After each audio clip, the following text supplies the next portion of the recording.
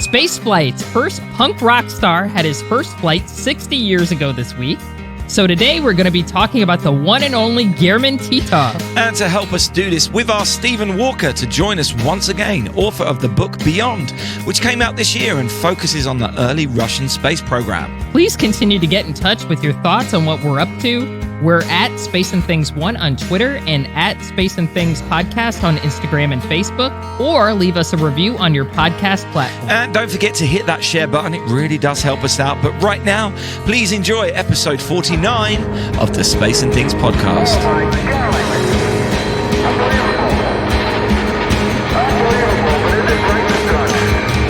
You're listening to Space and Things with Dave Giles and Emily Carney.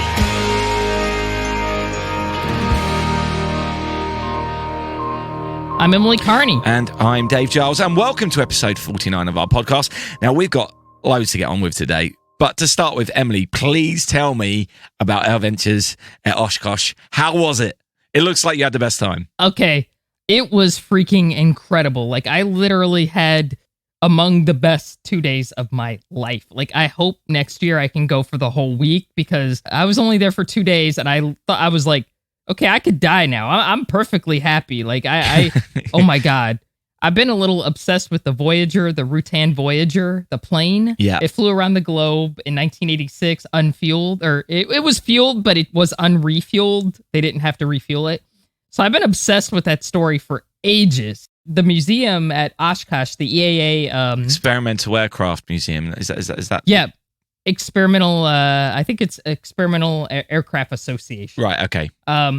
Yeah, they have a museum that has a Voyager, like an exhibit. So I went through this exhibit and I took pictures of everything. I was like, oh my God, this is awesome. It's the Voyager, the plane, I love this, So, I go to bed because I'd been up forever, I'd flown in that day. So that night I go to bed, in my hotel. Next morning I come down because I was doing a panel that night. So I had a driver. Ooh, fancy, Ooh. Sorry. Fancy, right?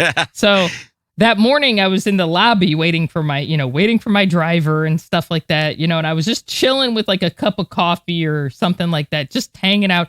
And all of a sudden this older gentleman sits across from me, and I look up and it's Dick Rutan, the pilot of Voyager. Like, I literally turned into like an 8-year-old pile of mush, and I'm like, excuse me, are you the Voyager pilot? And he was like, yes. And he was so cool, but I could tell he was like, this chick is freaking out. Like, because I literally was like, can I have a picture with you, please, sir? Like, I turned into like a child. So yeah, I pretty much made a turd out of myself in front of Dick Rutan in a Best Western, just so you know. But he's a wonderful guy. He does have a book out that I bought, and he autographed it. He's very kind and gracious, but I'm still not over this, man. Like, after meeting the person who did this, I was like, I can cure world hunger now. I want to dress better, and maybe I'll quit carbs. I don't know. I just want to improve my whole life. So it was seriously, though. I did do a space shuttle panel there, and Jim Voss, Steve Lindsay, and Paul Dye, who is the longest serving flight director at NASA, they were on the panel, and it didn't go good. It went great. Yeah. It was incredible. Fortunately, a video of the first half of that has gone up. I don't know if the second half has gone up yet, but I've managed to watch the first half, and it did look amazing. I loved every minute of it, and you did a great job. Thank you so much. Yeah, it's one of, seriously, I hope someone at EAA is listening to this, because it was right up there, one of my biggest professional honors to do that at the biggest air show in the world. It's just, oh my God, I'm still freaking out. So it was amazing. Best 2 days of my life. Fantastic. It was amazing. And obviously, before we go on, they've also at the museum there, they've got the Joe Engel collection and the Frank Borman collection, right? Which are pretty special collections. Yeah, there you if you can go up to Oshkosh and see it, go see it. I mean, you just have to see it. It's incredible. The Borman and the Engel collections. There's stuff in there that I've read about. You got to see it. It's incredible. That museum is amazing. Like, I spent really just 2 days in the museum. It's not as big, but it reminds me sort of like the Air Force Museum in Dayton. You could spend, I could spend weeks in that one. So It's sort of the same idea where you could just hang out in there for ages and keep finding artifacts. Yeah. It's just amazing. I gotta go there. Anyway, it's great to hear that you had such a good time. I'm really glad you shared that with us. And if anyone hasn't been on Emily's social media, there was plenty of posts about her experience there and some photos from inside the museum. So check them out. And hopefully in the future we'll do an episode devoted to that museum or some of the things in their collection, or a preview of the air show perhaps. Sounds great. But we've got loads to get on with. So let's crack on. Well, Dick, I guess I need my sad music for this report. Go ahead. Well, there aren't any more butter cookies, I guess, and I guess by this time tomorrow, Ed will be in withdrawal. On August 6, 1961, Gherman Titov became the fourth person to fly in space on the Vostok 2 mission, spending 1 day, 1 hour, and 18 minutes orbiting the Earth. He broke a lot of records at the time. He spent the most time in space. He was the first person to photograph the Earth from space. He was the first person to get sick in space. And he, at the time, that record just got broken a few weeks ago. At the time, he was the youngest person in space, and that record stood until very recently at age 25. And to talk to us more about Titov and this mission, we're joined once again by Stephen Walker, who released a book earlier this year called Beyond. And while that book predominantly focuses on the mission of Yuri Gagarin early in 1961, it also covers a lot of the early space programs of both the Soviet Union and the US. And when we spoke to him back on episode 32, he let it slip that he had so much to say about Titov, so we asked him right there and then if he'd come and join us. And I'm sure many of you are very happy about this because that episode was extremely popular with our listeners. We got many great comments about it. In fact, Bruce McCandless said that Stephen Walker is such an engaging storyteller, I suspect he could even make a bus trip to Milton Keynes sound like an adventure. People in England will certainly be aware that that is high praise indeed. So if you haven't listened to episode 32 yet, perhaps check that out after you listen to this interview, because he does end up talking about how he wrote the book and some of his research that he did, which is all really fascinating. Anyway, right now, let's talk about Titov with Stephen Walker. Hello. Let's get started. So, Stephen, welcome back to our show, and thank you so much for joining us again. Thanks very much for having me. Yes, thank you.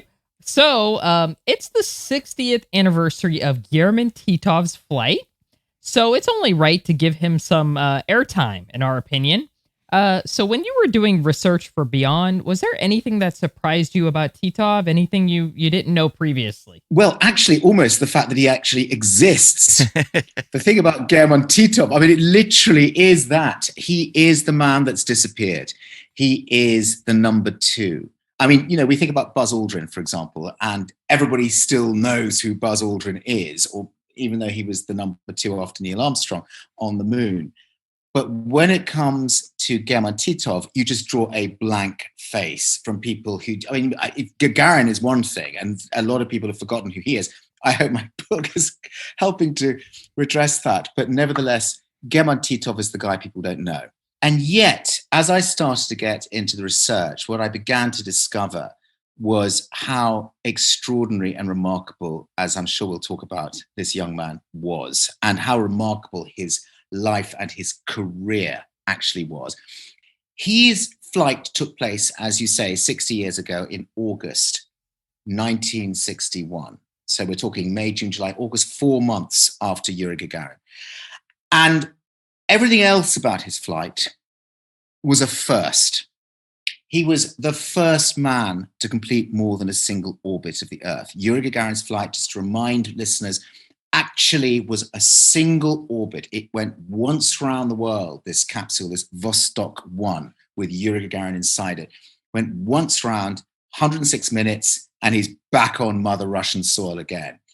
Gherman Titov takes off on August the 6th, 1961, he launches from the same pad. He launches from the same top secret cosmodrome in the Soviet Republic of Kazakhstan. And he does 17 orbits, actually slightly more than 17 orbits. Yuri Gagarin, 108 minutes. Gherman Titov, 25 hours, actually slightly more than 25 hours. The distances traveled, phenomenal, another first. He travels approximately 700,000 kilometers, or well over 400,000 miles. You're talking about a distance which is not quite, but on the way to being all the way to the moon and back again in 1961. He's the first man to use a film camera in space. He films the Earth. I mean, it's incredible. They're all taught how to use these film cameras, these 16mm movie cameras, and he films the Earth. I've seen some of the original raw footage that he shoots. Gagarin, they did not give him a camera because he had, this is the first one, and they just didn't know what else was going to happen. He's the first to sleep in space. He has a real problem sleeping in space because weightlessness creates all its own problems. And actually, he has real problems with his arms, which keep kind of lifting up the whole time and floating up into, above his head. Very uncomfortable. He tries to kind of slip them under his harness to see if he can hold them down. But nevertheless, he still wakes up with his hands in the air. He may well have also been the first to faint in space. There's some debate about whether he suffered from, well, he certainly did suffer from, and was the first man or woman to suffer from space sickness or space adaptation sickness, which is a well-known phenomenon now with astronauts and cosmonauts who go into space and have to experience weightlessness, which has an impact on the internal balance mechanisms of the ear. He's the first. It was so bad in his case that he, as I said, almost certainly did faint, and he was really quite ill for many of the orbits. So he has a lot of firsts that obviously get forgotten about because next to Gagarin being the first of the first, these other successes and triumphs and failures, if you like, are not really talked about. But he is in himself a remarkable guy who did a remarkable thing. And it was a much, much, much more impressive flight, ultimately, even than Yuri Gagarin's as the first flight. So why didn't Titov get that first flight? Well, there was a number of things that were not quite right with Titov in terms of the first flight. I mean, this was a huge, huge propaganda exercise. It was which ideology, if you like, is the superior ideology in a world that is actually plunged into Cold War between the Soviet Union, the USSR and its satellites, and the United States and its allies. So what they needed was not just somebody who could be a good pilot or a good endurer, essentially, because there wasn't much piloting, as we say, going on, of this mission, but somebody who could best represent everything that Soviet Union was. And consider, Yuri Gagarin is the son of a peasant. Titov is the son of a school teacher, smacks slightly of the bourgeoisie. It's not quite the same thing as a peasant, in the Soviet Union made good. Yuri Gagarin comes from a region west of Moscow that is considered to be sort of the heartland of Russia. Where does Titov come from? He comes from Siberia, which is actually quite different. He's 2,000 miles east of Moscow. Is that really the perfect representative of the USSR? And there's another thing that's really important to bear in mind about Titov. Yuri Gagarin has the perfect family setup. He has a little girl aged about 2. He's got a little baby daughter who, it's terribly moving, who is just being born in March 1961 before this flight takes place, which is all very kind of sentimental and it's very familial. Titov has a son who died. So the son died at the age of a very few months in 1960. This is not a great biography for a Soviet hero. And there was another point to bear in mind as well. His name was a problem.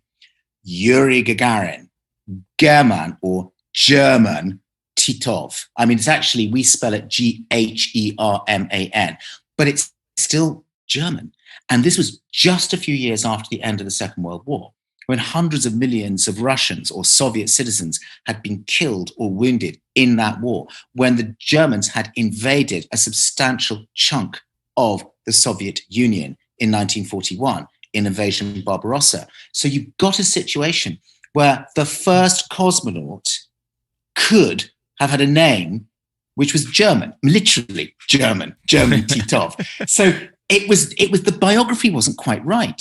So whereas Gagarin had a better biography. And the thing about Gagarin that marked him out with Titov, he was very personable. He had this big dazzling smile that everybody goes on about. Titov was a very handsome guy, very good looking. And as we'll talk about, quite rock starish in some ways. I mean, he was a kind of a sexy, kind of slightly dangerous guy. He was the kind of guy who would take on authority.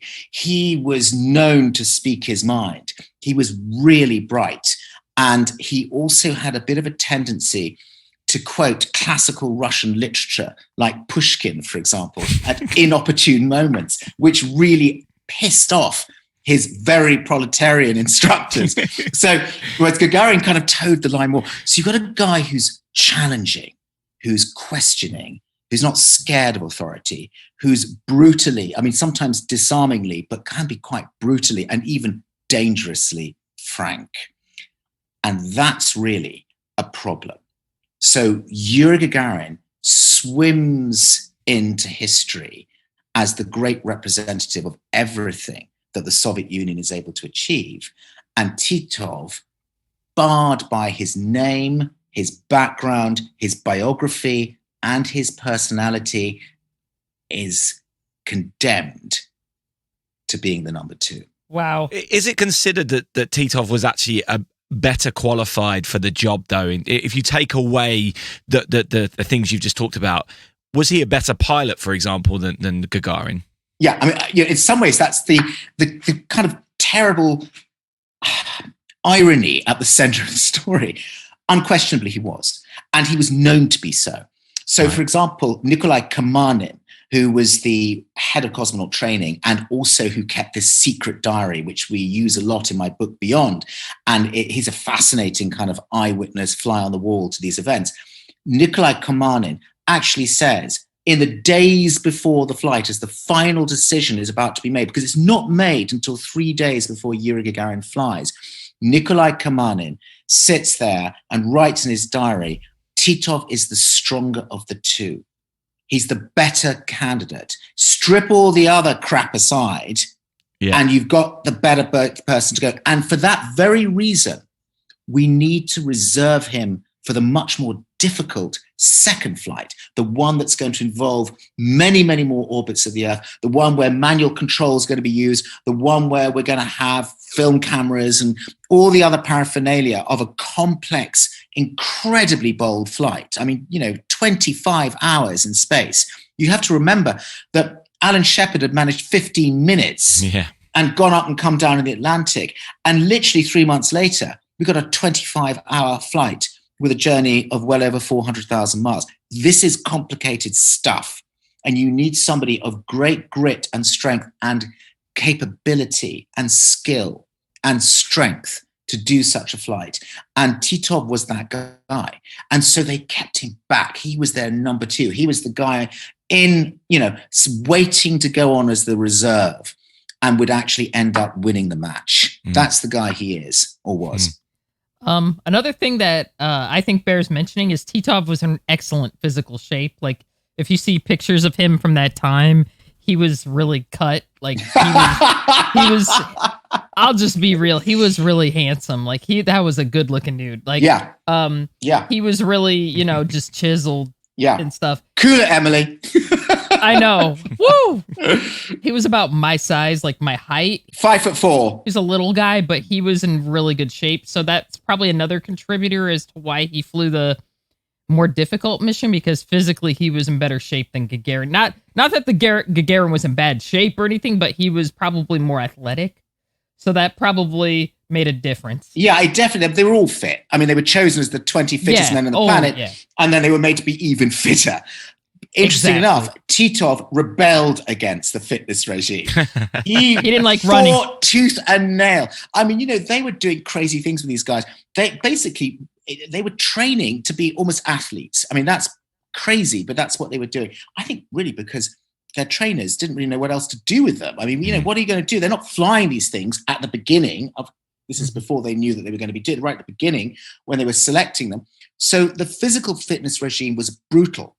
And it started first thing in the morning and it went on and on through the day and it was nonstop. The thing about Gherman Titov was that, as I said, he rebelled. And his trainers were trying to get them up. I mean, they did trampolining. There's a line in my book somewhere where I think Karpov, one of the basically the head of the cosmonaut training center, actually says, we're getting them up to circus standards on the trampoline, which, if you think about it, is absolutely nuts.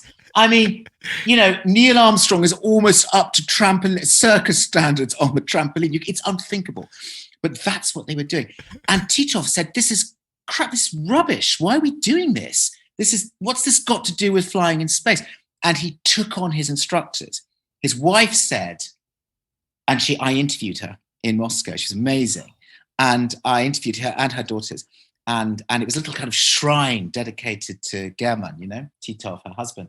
And she was a great character, Tamara. And she said, he never was afraid to speak his mind. He was a very bold guy. When he was a kid, he nearly drowned going skating on a pond in Siberia where the ice got really thin. But he was the one on that ice, He was somebody, he would take on authority. He was impulsive. He met his wife, Tamara, when she was a waitress in the staff canteen on the airbase that he was on. And he danced really badly with her. And she said he was a terrible dancer. And within 2 months, they were married.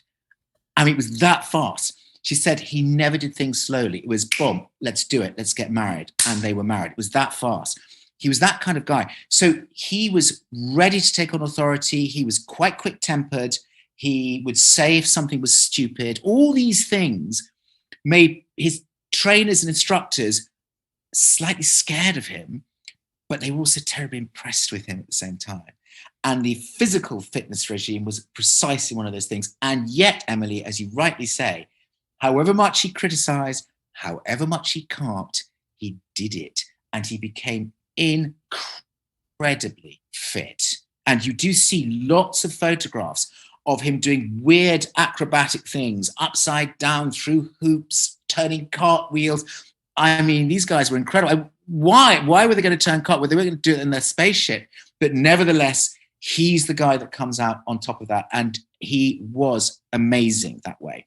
And to endure a 25-hour, 17-plus orbit flight, you need actually grit, and you actually need physical strength as well. And so he had it in spades.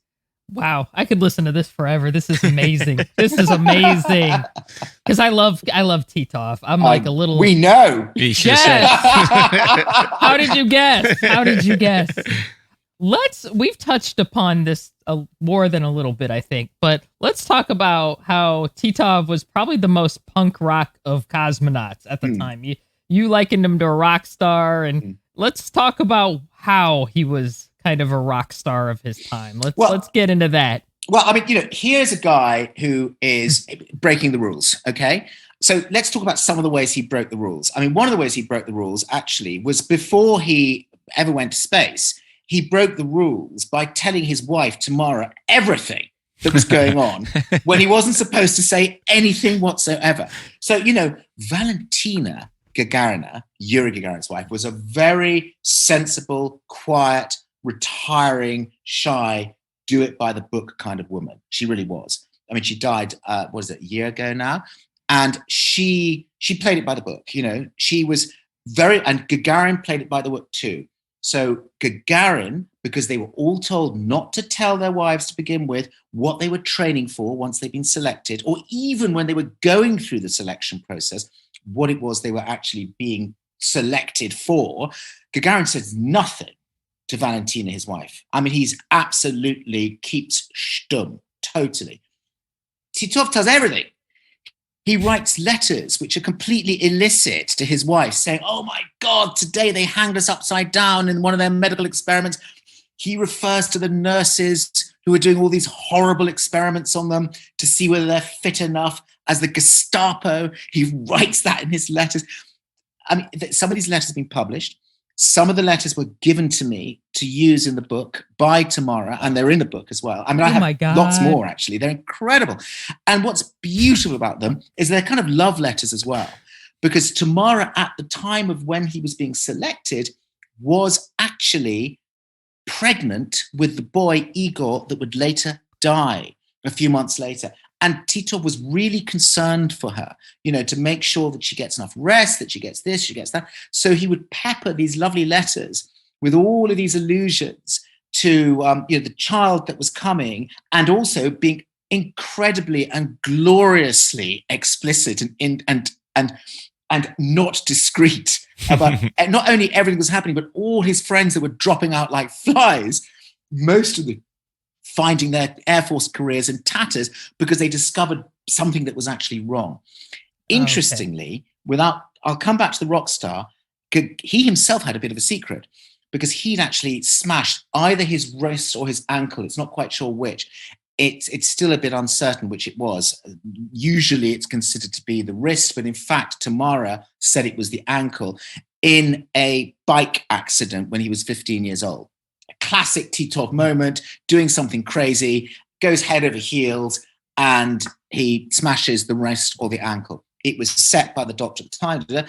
This is exactly the kind of thing that the selecting doctors at the Moscow hospital that were checking to see which one of these men were fit enough, of the many that went down there to be tested, to be on the cosmonaut program. This is exactly the kind of thing they were looking for to kick them out. Incredibly, Titov managed to bluff his way through, or God knows what. They never found it. They never found that he had this kind of ankle or wrist that was misset or had been broken in a really quite bad way. So they can't have been that good. So he lies about all this stuff. He lies to his superiors about keeping Sturm, when in fact he's telling everything to his wife. And when he's flying in 1960, and he does all these crazy things like can't sleep properly, possibly faints, is sick, experiences several orbits worth of serious nausea and disability, actually. His arrival back on Earth is another pure rock star moment. It's insane. I nearly swore then, but it is insane. I think we talked about Yuri Gagarin's arrival, which we won't go into now, but it was the arrival where he ends up in a plowed field with two women who are planting potatoes, and he tries to find a phone, and all they can offer him is a horse, and he's just traveled all the way around the planet, and it's kind of crazy. Titov's is in some respects even crazier, but it's got a more of a punk kind of element to it. He also, they all landed off course at this point. He also landed off course in the same kind of region of Russia, the Saratov region of Russia, where Gagarin landed, but not in the same place exactly where Gagarin landed. But when he was coming down by parachute, because he had to eject from his capsule in the last 20-odd thousand feet, it was not possible to land inside the capsule at the time because it would be too heavy and the technology did not exist to do that. So he ejects from his capsule, he lands, and as he's coming down his parachute, he sees a train beneath him, and he realizes that he is heading straight for the train. Okay, this is after 25 hours in space, and he desperately moves his parachute straps to try and avoid this oncoming train. God. He just literally gets past the train, which screeches to a halt. And everyone, all the passengers now looking out and seeing this man in an orange, literally falling out of the sky. At which point, a woman driver who is actually driving along the road that is parallel to the railway line realizes, she's been hearing on the radio that Titov has been inside. This must be the guy. And she's so excited that she actually loses control of her car and spins off the road and smashes into a tree. Oh my God. And Titov has to go up to her and find his first aid kit that's supposed to be for himself in space and bandage her face because she's actually damaged her face because she hits the steering wheel with her face. This is how he arrives back on Earth.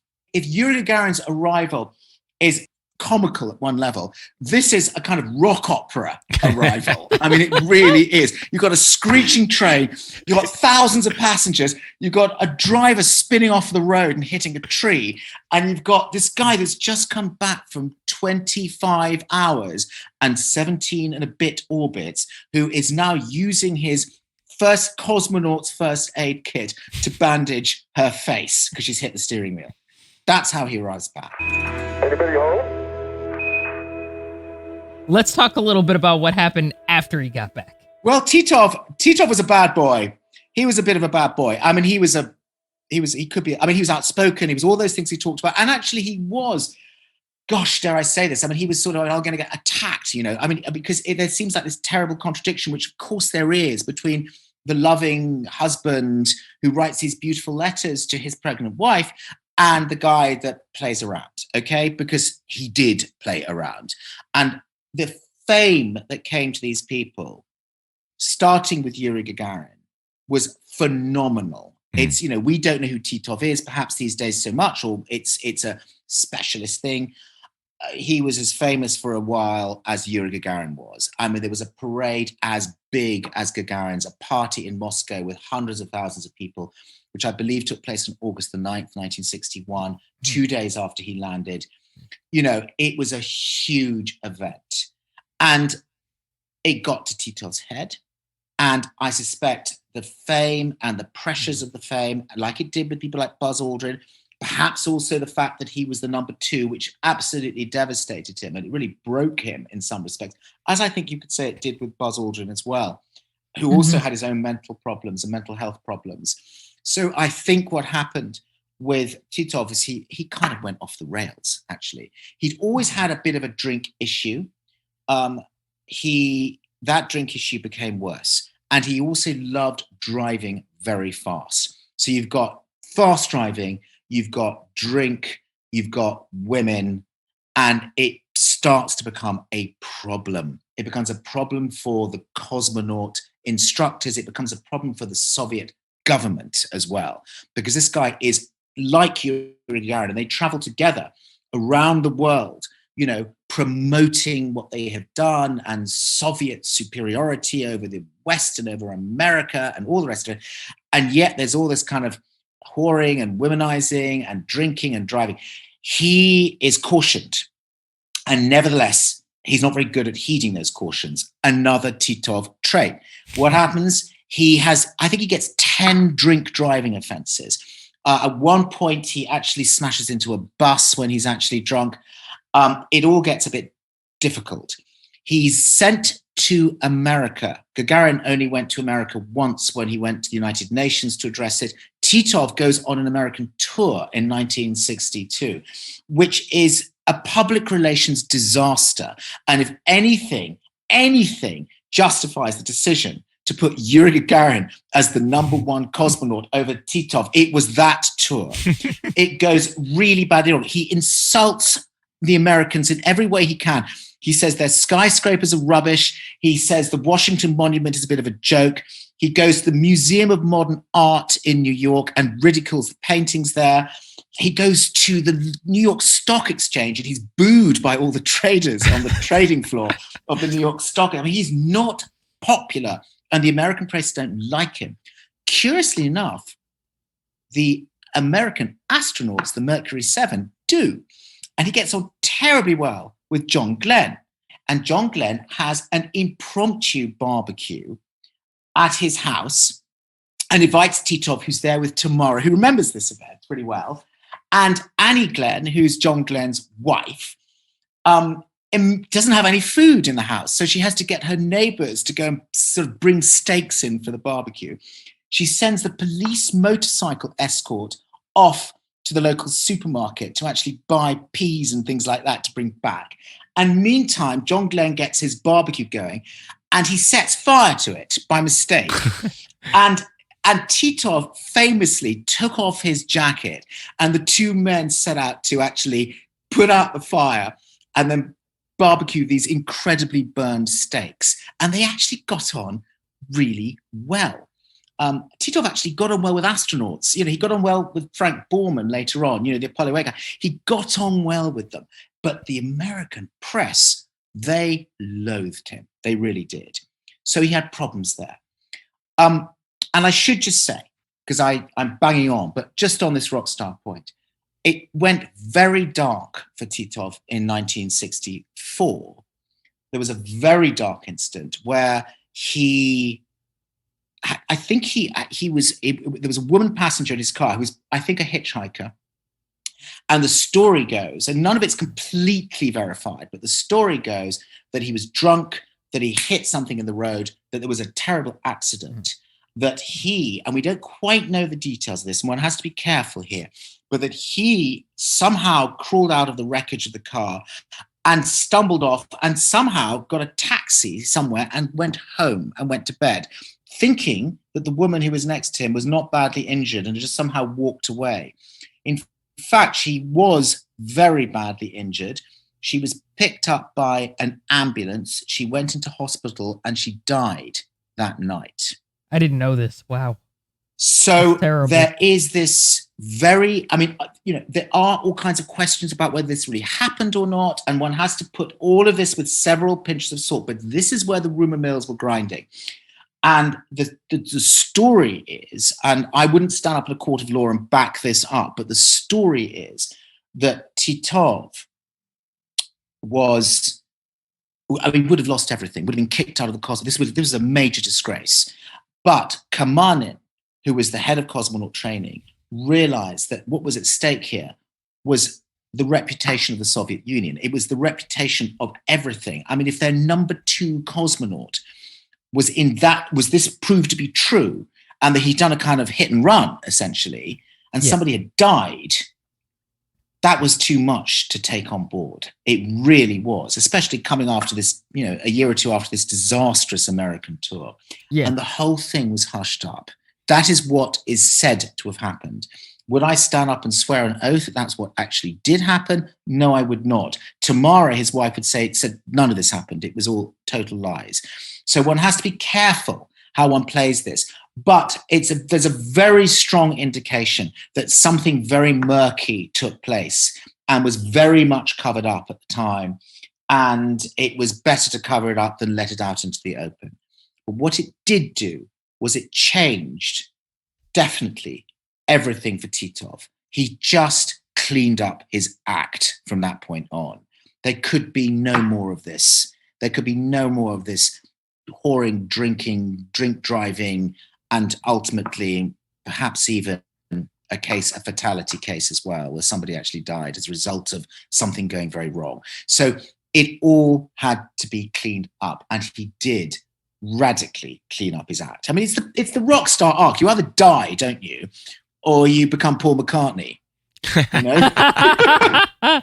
And he did clean his act up. Can you tell us a little bit about maybe his later life and what he did, after? Yeah, sure. After that, obviously he didn't fly again, but he did still work in aerospace. Oh, absolutely. Absolutely. I mean, he didn't fly in space because, like Yuri Gagarin, they could not risk putting this very famous, very important man in space again, which was a tragedy for him because he wanted to go to the moon.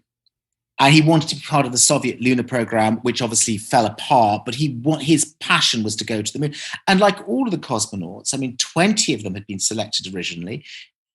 They were thinking very big. They were thinking about space stations. They were thinking about colonies on the moon. They were thinking about journeys to Mars. It was all there in Sergei Korolyov's, the head of the space programs, kind of schedule in the late 1950s. The whole thing was sort of mapped out.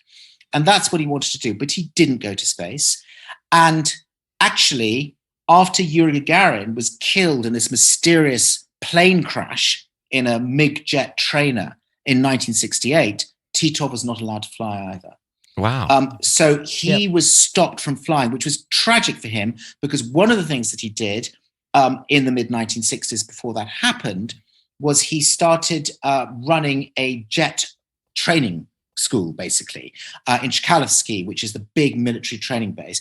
And he was doing that because he was developing or working on the development of a really advanced rocket plane called Spiral. And the thing about Spiral was it's a bit like Richard Branson's Virgin Galactica. It was sort of a plane that would be attached to another plane, as I can understand it, that would be dropped and then would fly off into space and then would land on its own. It's really advanced technology for the 1960s. And Titov was one of the people who was running that program. And he's back into flying in the 60s because you needed pilots that could fly this thing, just as you do with Virgin Galactica. So you need Spaceship Two. So you needed people like that. And that was what he was doing. Then Gagarin has his crash in 1968, and Titov is stopped from flying. So there's just not flying in space. There's not even flying. There's nothing. This is the number 2 cosmonaut who's sort of getting his act together, and then he loses another opportunity. And it's very hard for him. But this time, instead of crashing back into kind of drink and women and all of that sort of stuff, he doesn't.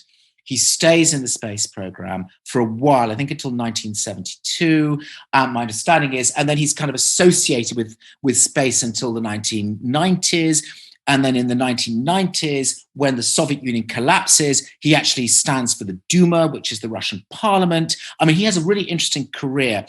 But in the year 2000, at the age of 65, he dies. He's actually found dead in his sauna in his apartment. And he's probably had been there for about 24 hours before he was discovered. And his daughter actually told me about this as well. And he was young. I mean, he was relatively young. He was 65 years old in the year 2000. He had a massive funeral. But unlike Gagarin, who was buried in the wall of the Kremlin, he was not buried, which is the place of honor. He was not buried in the wall of the Kremlin. He was buried in a private cemetery. So that even in death, the consequences of that decision that was made on April the 9th, 1961, which was Gagarin, you're first, Titov, you're his backup and you're second, the consequence of that decision even play out into the place where they lie at rest after death to this day. Wow. I just got chills hearing that, because it's sad, you know. Yeah. It is sad. It is sad. And it was, I mean, he had to live all his life with that question. I say all his life after 1961, when he was only, 25 years old. Yeah, he had to live with that question. You know, why were you second? How do you feel about being the number 2? When the decision was made in 1961 on April the 9th by Kamanin, who actually didn't make the final, well, he just did make the final decision, but when he called these 2 young men, Yuri Gagarin and Gherman Titov, into his office to tell them in Kazakhstan at the Cosmodrome, 3 days before the first human flight in space, and told them that Yuri Gagarin would be first and Gherman Titov would be second, it was devastating for Titov. He didn't show it there straight away. Kaman in his diary comes up with this incredible understatement. He says, Titov expressed a slight annoyance, is what he says. He was devastated. I mean, Tamara told me that. It was not destroyed him, but it devastated him. And he was hoping and praying all the time that something would go wrong for Yuri Gagarin between April the 9th and 9:07 on April the 12th, which was the date of the flight. He had to go through the humiliation of being Yuri Gagarin's backup, wearing the spacesuit, getting dressed, doing all those things in case he's required. They even had to sleep in the same room in this little cottage near the launch pad the night before. You know, and I think I said, I don't remember in the last conversation we had, that secret strain gauges were actually placed underneath the mattresses of both of these men to see how much they moved at night. And had Gagarin moved more than Titov, it is still possible that we'd be talking about Titov as the first human in space and not Yuri Gagarin. And all the way up to the launch pad, he was hoping and he was praying that maybe there'd be a leak in Yuri Gagarin's spacesuit. Maybe he'd get ill. Maybe he would fail a physical. Maybe he'd go crazy. Maybe. And the thoughts were torturing him until finally it got to the point when the word came down half an hour, 45 minutes before launch, that Titov, it's time to take your spacesuit off. And I interviewed the woman who helped take that spacesuit off. In the bus, she helped him remove his visor, faceplate, helmet, and then take off the outer garments of his spacesuit at the back of the bus near the launch pad. And she said, I did it like a mother. to a child. It's how she describes it and described it to me. And she said he was devastated. I mean, that's actually the word she used, is beyond disappointment. He knew that his chance, his moment for immortality, that door, that gate had closed. Woo! That is just cinematic right there. That it's like watching a movie. Yeah. Well, let's hope there is a movie. Yeah. Oh my God. I would be in the front row because that would be that would be incredible. I would love to see some Gherman and Yuri just tension, you know? And of course, the thing is, Emily, is that they were great friends.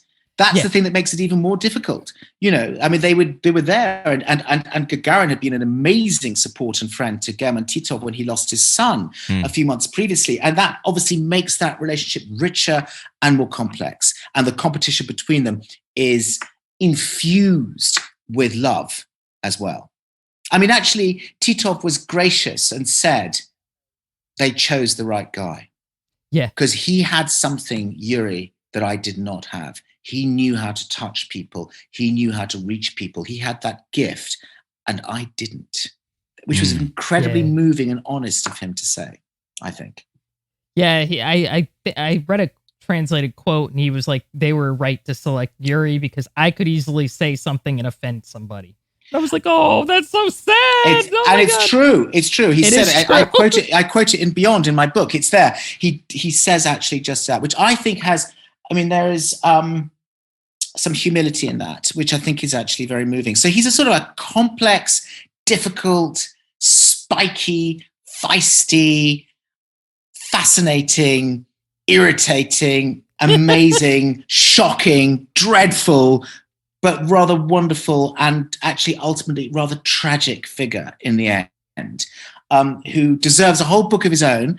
And it's wonderful that we're having this conversation and we're able to kind of, you know, discuss him in some respects, criticize him, but also to celebrate too, because I think that that's important to do. Okay, we need a Titov book next. The issue is that he's so unknown. You put a Titov book on the shelf, people wouldn't pick it up. Nobody cares about number two. I mean, this is what, I mean, I think I quote this in the book too. I certainly do. But within half an hour of him coming out of that meeting on April the 9th, Popovich, who was one of the other cosmonauts who actually went up on a later flight, said to him, look, you know, you're going up as number 2, you know, you're going to space, what's your big problem? And I wonder if I think I might have quoted this last time, I don't know, but he said, Titov said to Popovich, he said, who discovered America? And Popovich said Christopher Columbus, and he said he was the second person to discover America, and Popovich said, I don't know. And Titov said, that is entirely my point. That's the point. Yeah. I have this extraordinary 35 millimeter footage that was shot the 2 days before the flight, Yuri Gagarin's flight, on April the 10th, 1961. They had all these cameramen in there because they knew this was building up to a really important event. And they had all these celebrations that took place, including one that takes place in this, what they call a gazebo in Kazakhstan. It was this huge, sort of very beautiful kind of wooden shelter right by the river in the Cosmodrome in the middle of the desert. And they're all drinking champagne, and all these bemedaled soldiers, generals, are making speeches and toasts to Yuri Gagarin and toasting him on his upcoming flight. And Korolev stands up. It's just incredible. There's somebody actually, you know, pulls a cork on a bottle of champagne. It sprays all over his uniform. And I mean, this is stuff, it's all original, uncut stuff, literally as it was shot in the camera, in color, very good quality color. And at one point, as I say in my book, the cameraman focuses on Titov while all this is going on about Yuri this and Gagarin that and da-da-da-da and da-da, all this celebration and champagne and toast after toast, very Russian. And Titov is in his uniform, looking, as you say, possibly handsome. And there he is in his uniform, and he is staring into the distance. He is lost. You just see it in his eyes. He's sort of just, he's taking in the reality of what would be the rest of his life. That is what he is doing. And it is terribly moving. I mean, as a documentary filmmaker myself, the guy gets the shot Because what you do is don't focus on Yuri Gagarin, you focus on Titov, you focus on that face, and you read everything, all of the pain and, in a sense, loss in that face in those moments. It's like when you watch the Oscars. It's always more fascinating looking at the face of the loser. Of the loser. The person who didn't get it. Absolutely. Yeah. Exactly so. So, you know, and that's what it is. It's it was a kind of a very moving experience for him to have to go through all of that. But, you know, what was incredible talking to Tamara in her apartment in Moscow, for all the bad things, and they were bad things, that happened afterwards, unquestionably, the sense of partnership and love, actually, that she felt for this man, and admiration, actually, for what he had achieved, and empathy for what he had missed, were very palpable. You can judge that. You could say she's a silly woman. Why? Actually, I found that profoundly moving, sitting there with very Russian pastries and cakes at this table with her actually lovely daughter, who's about my age, who was sitting next to her, you know, and also talking about memories of her dad. I mean, he seems like he was a really great dad, actually. And they missed him hugely. Yeah. They really did. It was very moving, actually. It was moving to hear that those connections and that love actually did manage to survive all of that trauma and pain. Yeah, and I think that's a really good place to wrap this up. But thank you so much for coming back and talking to us about Titov. This story is fascinating, and I'm really glad we've done this and spent a bit of time. I'm learning a hell of a lot, and I'm sure a lot of our listeners will as well. And of course, there's so much more in your book about all of this. So definitely people should go and check that out. I'm so pleased that we're doing this man, Titov, because he does deserve his place in history. I'm absolutely full of that. And he's a really interesting man to explore and to study. Yeah, absolutely. Yes, well, thank you very much for joining us. Thank you so much. This was amazing. Well, I'm sure we'll find a reason to have you back again, because it's always a lot of fun. I could do this for hours. That's great. Well, thank you very much for having me. Thank you so much.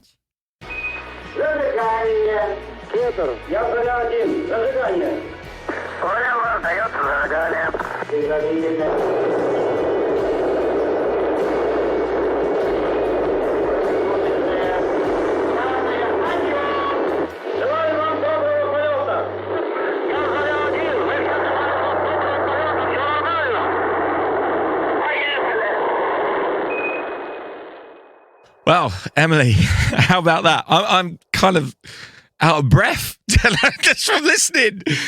Yeah, that was just incredible. Like, that was I think I said in the interview, it was like cinematic. Like it was more like a movie than, like, you felt like you were watching a movie of Titov's life. And I thought I wrote an article years ago, like 5 years ago, I think, about Titov for Ars Technica. It's still live. I think it's called Car Crashes, Cussing, and Carousing or something. Because it's a really, I would say it's a work of beauty, because he just got in so much trouble. But ultimately, it's a touching piece. But I thought I knew everything about Titov, and I did not. I found out a lot of stuff I did not know today. Yeah, me too. And it goes to show that the level of research that Stephen undertook to write the book Beyond, I mean, it's just another level, isn't it? The privilege he had with some of the access he had to some of the things. Incredible. Yeah, the fact that he was able to talk to Tamara, Titov's wife, you know, and get a better picture of what kind of person he was, and, you know, how the flight order affected him, you know. And the letters. You know, I was watching your face when he was talking about the fact that he had these letters. Your face was like, what? You have access to this stuff? Give it to me now. I was flipping out. Like, there's so many moments during that interview where my jaw was on the floor, because I was like, I did not know this even existed. The film footage of him, you know, at the party, did not know. The world of Soviet spaceflight, probably in the United Kingdom as well, but in the United States, has been so close to us, like, historically. So whenever I find out stuff like that, there's letters and there's actual evidence of this stuff. It's just like, whoo! I just, it's so awesome. And I'm glad that Stephen covered the darker side there of Titov as well. I mean, he used the word trauma. It actually all feels quite relevant even now. You know, just look what's going on in the Olympics, Emily. I've been watching so much Olympics. I really love it. Anyway, you look at the what these people go through, these Olympians go through. They build up for 4 or 5 years, as it has been, to a single solitary event, and it either goes really well or it goes really badly, or somewhere in the middle, but they still don't win, or whatever it is. Like, but then you've either got to go home with the knowledge that it went really well, and what do you do after you've done the thing that you've been trying to do and it went well, or you got to go home knowing that it didn't go well. And there's got to be some post-traumatic or post-event downtime or downturn, and how do you deal with that? And certainly I know from my experience of touring or doing bigger projects, recording and stuff like that, after you have these big highs, you do have these incredible lows, and how you deal with that. And I can't imagine there was much support for anyone back there for how, exactly. or any guidebook on how to deal with these things. You know, it's something that we still, as humans, haven't necessarily got to grips with, is it? Yeah, exactly. You know, I think there was obviously a part of him that hoped, you know, hey, I'll be the first one, you know, and I'll have that level of immortality. He didn't get that. He did the second flight, but you know, I think sort of his frustration at not being first maybe came out in his behavior. And, you know, after that, you know, after you break a bunch of records, what do you do after that? You know? Exactly. And you know, one of those records stood until just 2 weeks ago. You know, he was the youngest person in space. You and I did not see that coming, that this year that was going to be gone. You know, even Haley Arsenault, who was going to be the youngest American in space, she's still a few years older than him. Yeah. And we were like, she's young. But alas, that's the world we now live in. Yeah, now it's an 18-year-old, you know, which is crazy to me because, you know, I look at pictures of Titov back then when he was, you know, going to space, and he looks very young. He's handsome, but he looks very young. You know, you just think of it in that context, like this was a kid, you know, or this was somebody who was, you know, maybe not mature, maybe didn't know how the world worked exactly. Yeah. So I had one other thought, and it may be a little bit of an indication of my sense of humor, and read into this what you will, but he did die young, 65. We would say that he died young, but dying in a sauna is also kind of a rock style thing to do, isn't it? It is. I mean, it wasn't John Entwistle with Las Vegas cocaine and all the other Or stuff Keith going on Moon there, or something there, like that, but still in a sauna. Almost just the way he planned it, like, you know, with the bang. He was definitely, to me, like the rock star of early cosmonauts, because he was just, he had the style. He was stylish, you know, he was handsome, and he just was reckless. So, yeah. Absolutely. But Stephen didn't disappoint there at all. A great interview. Absolutely loved hearing him talk again. And the full unedited version of that interview is up in video form on our Patreon page, which is patreon.com/space and things.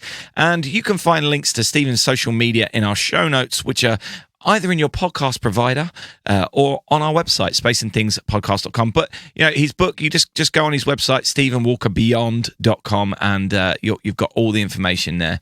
I mean, that book is amazing. Yes. I said it before when we had him on before. It's an incredible book. It did really well. It's really good. Loads of incredible reviews. This isn't just us saying that because he's come on the show. People bought this and people have read it, and it's incredible. So, and you hear him talk. He can tell a story, this guy. So if you haven't got that book yet, we've given you 2 reasons now, 2 episodes worth of reasons why you should potentially get that book in your library. Yeah, get it. It's really good. Hey, congratulations. This is real good.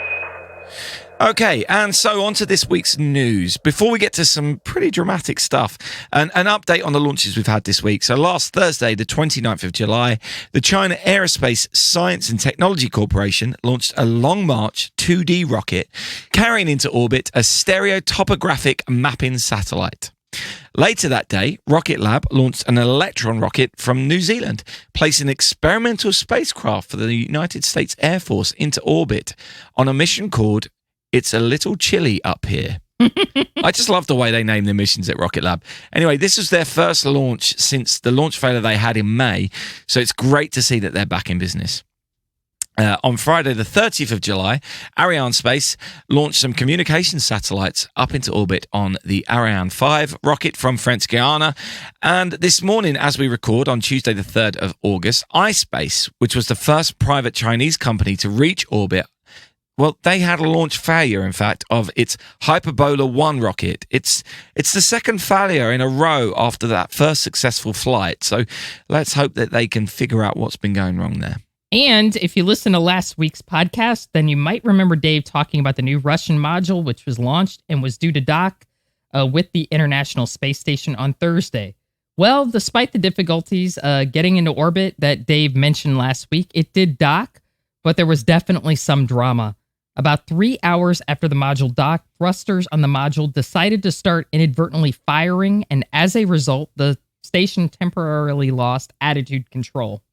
NASA spokesperson Rob Navias made a statement saying that the astronauts on board were never in any danger, but also said that the station tilted 45 degrees from its proper orientation and that it was out of control for 47 minutes. However, a tweet from NASA flight director Zebulon Scoville paints a slightly different picture. He said, quote, "Lead MLM flight director Greg Whitney and I split the shift today. Never I've ever, one, been prouder of the team that sits in MCC and lives on at Space Station. 2, had to declare a spacecraft emergency until now. And 3, been so happy to see all solar arrays and radiators still attached." Oof. That's crazy, isn't it? That is crazy. So my understanding is they just had to let these thrusters burn until all the propellant was used. Yeah, that's not really good. That's not good. That's not good at all, is it? That scared the hell out of me. Yeah. I hate being critical of the Russian space program, especially because today's show is about the Russian space program. You know, it's about Titov and his mission. And that mission was, the Russians have done all the first. People say, well, they didn't land on the moon, but they had the first human in space. They had the first woman in space. They had the first long duration flight, which was Titov, really. They've done so many amazing things in space flight. They've had the first space station. So I hate to sound too critical of them, but it's been a rough few years for Russians in space. There have been a lot of issues, and this is just the latest of it. So I'm hoping this maybe this kind of incident on this big of a scale can maybe force some changes. That's all I got to say. Absolutely nail on the head. You know, it's just such a shame to see these things happen. I mean, this was supposed to launch, as I said last week, this was supposed to launch years ago, 2007, I think. Yeah. So something's been going wrong from the very beginning with that. And, you know, let's hope there's no more problems with it. They've announced that, the Russians have claimed that it was a software error that caused the thrusters to fire.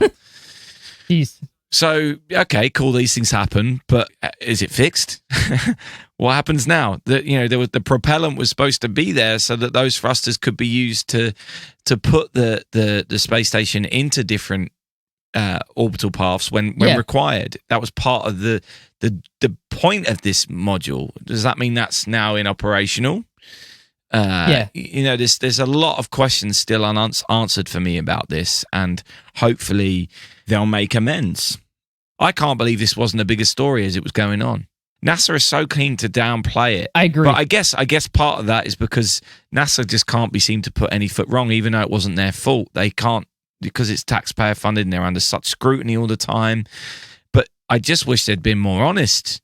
You know, clearly this was a scary scenario. Yeah, it was a spacecraft emergency, which is pretty not great. You know, not something desirable. And I was kind of disappointed they just didn't put it out there that, like, hey, this was an emergency. And instead, you know, the flight controller or the flight directors said something. And I'm like, I hope they're not being consequenced for saying anything.